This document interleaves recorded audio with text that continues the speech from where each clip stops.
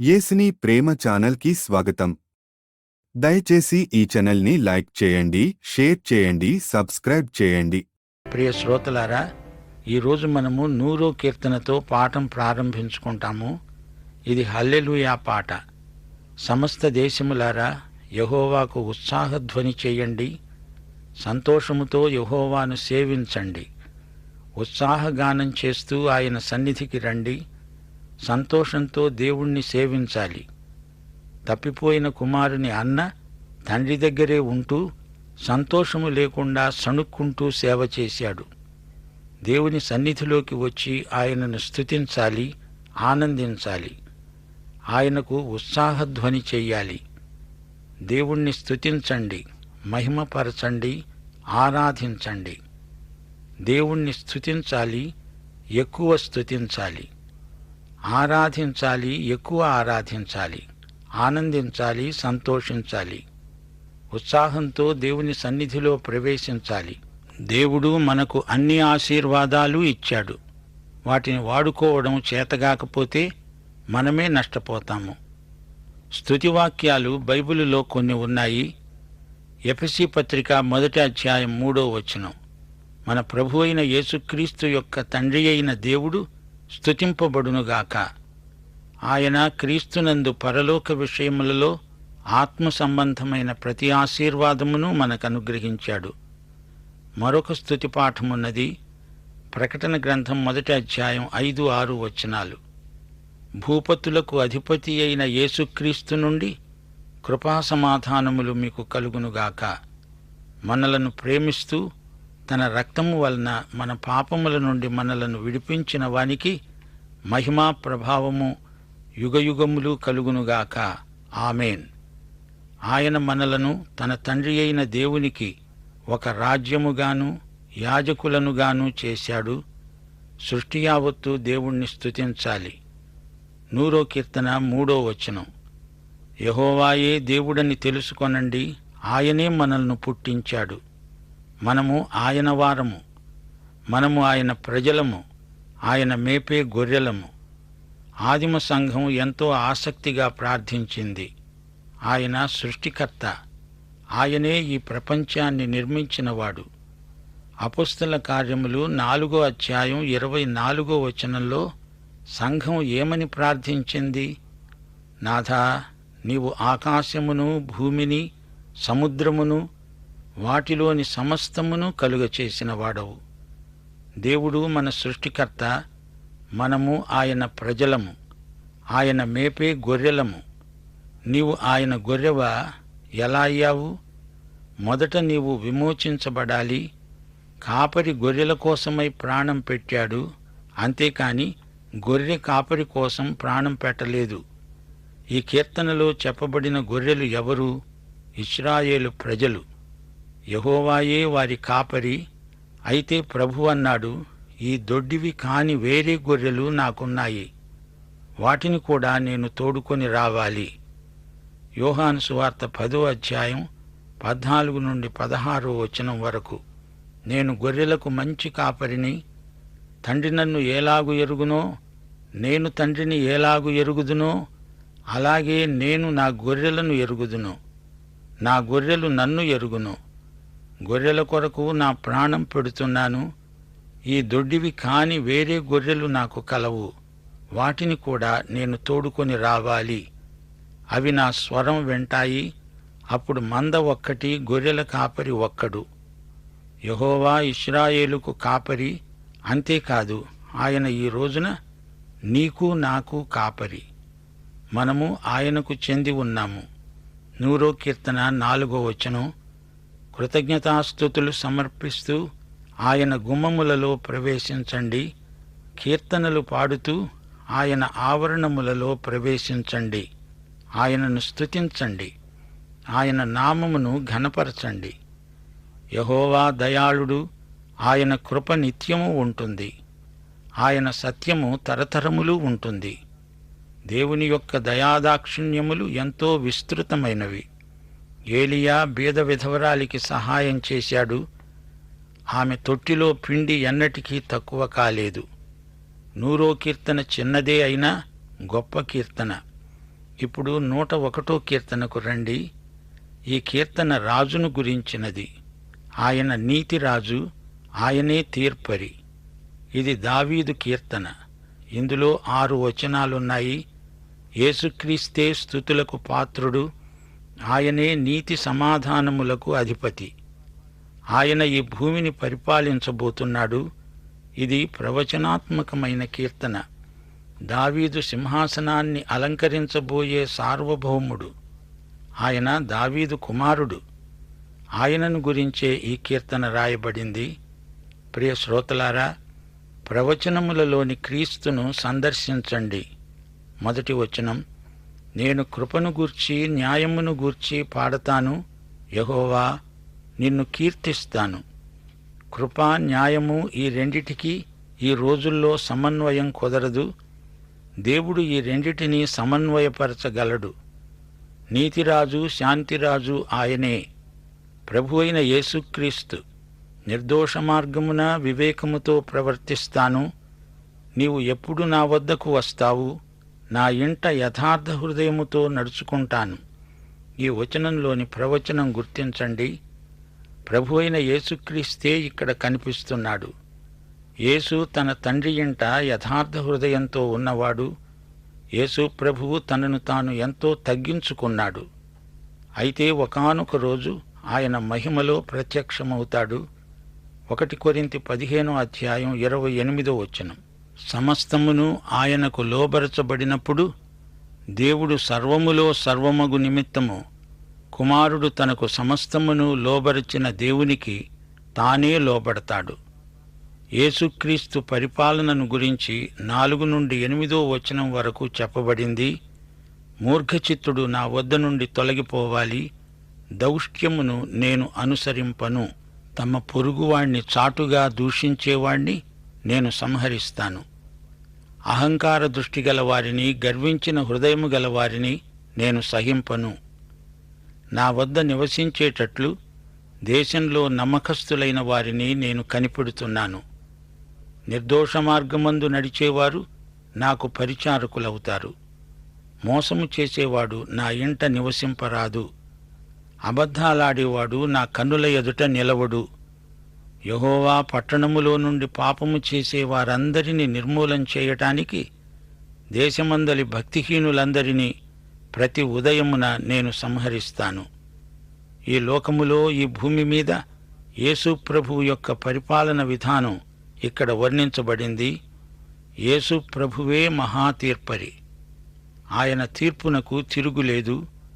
తీర్పు చెప్పే సర్వాధికారం దేవుడు తన కుమారునికి అప్పగించాడు. లోకమంతా ఆయన చిత్తానికి లోబడవలసిందే. అప్పుడు అందరూ క్రొత్త పాట, విమోచన గీతం పాడుతారు. ఈ కీర్తన దావీదు ఎప్పుడు రాసి ఉంటాడు?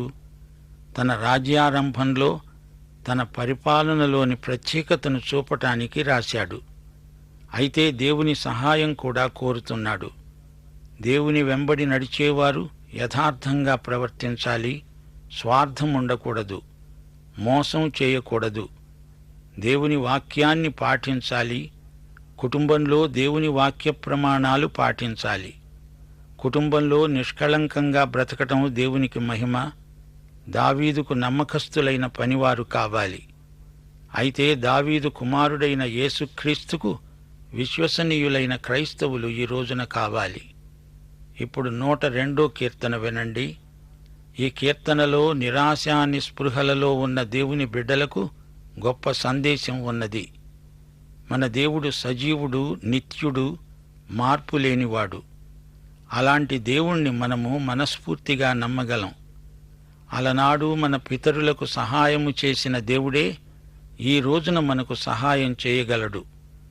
ఈ కీర్తనలో కూడా ప్రవచనమున్నది. గెత్సెమనీ తోటలోని యేసు ప్రభు ఈ కీర్తనలో కనపడుతున్నాడు. ఈ కీర్తన వ్రాసిందెవరో మనకు తెలియదు. యేసు ప్రభువు గెత్సెమనీ తోటలో ఎంతో వేదన చెందాడు.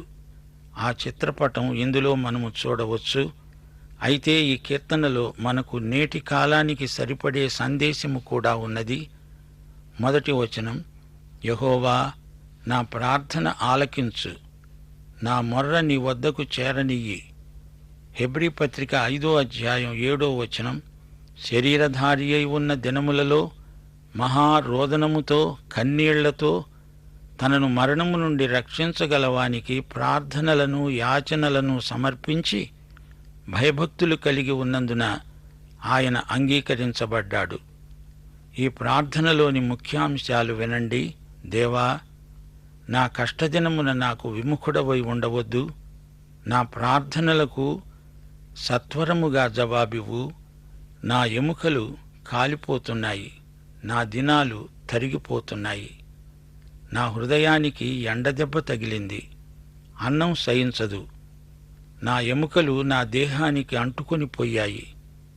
మూలుగుతున్నాను, అడవి గూడబాతులాగా అయిపోయాను. శిథిల స్థలాలలోని పగిడి కంటెలాగా ఉన్నాను. ఇంటి మీది ఒంటిగా ఉండే పిచ్చుకనైపోయాను. 8వ వచనం, దినమెల్లా నా శత్రువులు నన్ను నిందిస్తున్నారు. నా మీద వెర్రి కోపం గలవారు నా పేరు చెప్పి శపిస్తున్నారు. బూడిద తింటున్నాను, కన్నీళ్లే పానం చేస్తున్నాను. నీవు నన్ను పైకెత్తి పారవేశావు. నీ కోపాగ్ని, నీ ఆగ్రహం నా మీదికి వచ్చాయి. యేసు ప్రభు ఇదంతా భరించాడు ఎందుకు? హెబ్రీ పత్రిక 12వ అధ్యాయం 2వ వచనం దీనికి జవాబు చెప్తుంది. యేసు తన ఎదట ఉంచబడిన ఆనందము కోసమై అవమానమును నిర్లక్ష్యపెట్టి శిలువను సహించి దేవుని సింహాసనము యొక్క కుడిపార్శ్వమున ఆసీనుడై ఉన్నాడు.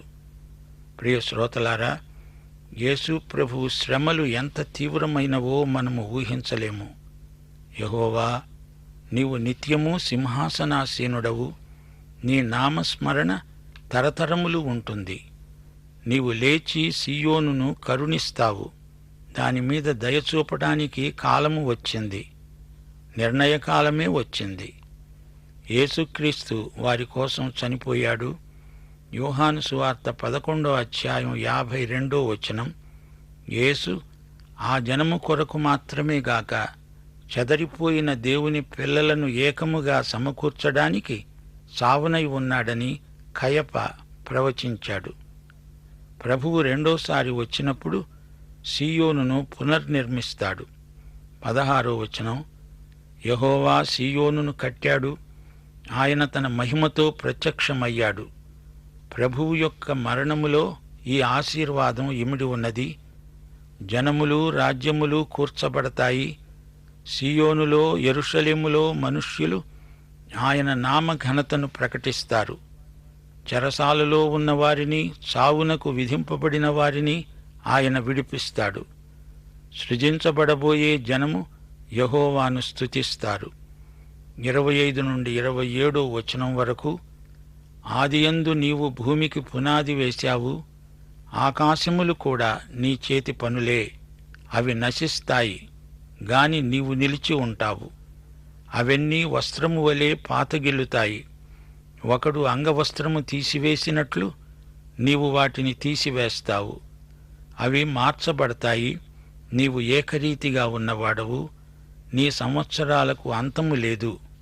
ప్రియ శ్రోతలారా, హెబ్రీ పత్రిక 1వ అధ్యాయం 10 నుండి 12వ వచనం వరకు ఇదే వాక్య భాగం ఉదహరించబడింది. హెబ్రీ పత్రికలోని వ్యాఖ్యానాన్ని బట్టి ఇది మెస్సియా కీర్తన అని మనము గ్రహిస్తున్నాము.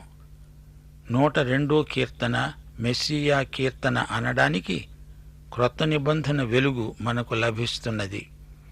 యేసు ప్రభువు వేదనామయమైన ప్రార్థన చేశాడు. గెత్సెమనేలో యేసు రాజును చూడండి. ఆయన ఎంత తగ్గించుకున్నాడో అంత హెచ్చించబడ్డాడు. ఆయన మన కోసమే శ్రమబాధితుడయ్యాడు. మరచిపోవద్దు, 102వ కీర్తన గెత్సెమనే కీర్తన. ఇప్పుడు 103వ కీర్తనలోకి రండి. ఈ కీర్తనలో దేవుని ప్రేమను మనము తేటగా చూడగలం. దేవుడు మన కోసం ఏమి చేస్తున్నాడో, ఆయన ఎలాంటివాడో మనము ఈ కీర్తనలో చూడాలి. ఈ కీర్తన రాసింది దావీదు. దేవుని యొక్క గొప్ప కార్యాలు ఎన్నో ఉన్నాయి. వాటిని బట్టి దేవుణ్ణి స్తుతిస్తాము. దేవుని ప్రేమ, క్షమాపణ, దయ, కనికరం, న్యాయం, దీర్ఘశాంతం, వాత్సల్యం ఇవన్నీ దేవుడు మనకిస్తున్నాడు. గతంలో, వర్తమాన కాలంలో, భవిష్యత్తులో దేవుని దీవెనలు లెక్కించలేము. దేవుని దీవెనల జాబితా 103వ కీర్తనలో వినండి. అప్పుడు దేవుణ్ణి స్తుతించండి. నా ప్రాణమా, యెహోవాను సన్నుతించు. నా అంతరంగమున ఉన్న సమస్తమా, ఆయన పరిశుద్ధ నామమును సన్నుతించు. 22వ వచనం, యెహోవా ఏలుతున్న స్థలములన్నిటిలో ఉన్న ఆయన సర్వకార్యములారా ఆయనను స్తుతించండి. నా ప్రాణమా, యెహోవాను సన్నుతించు.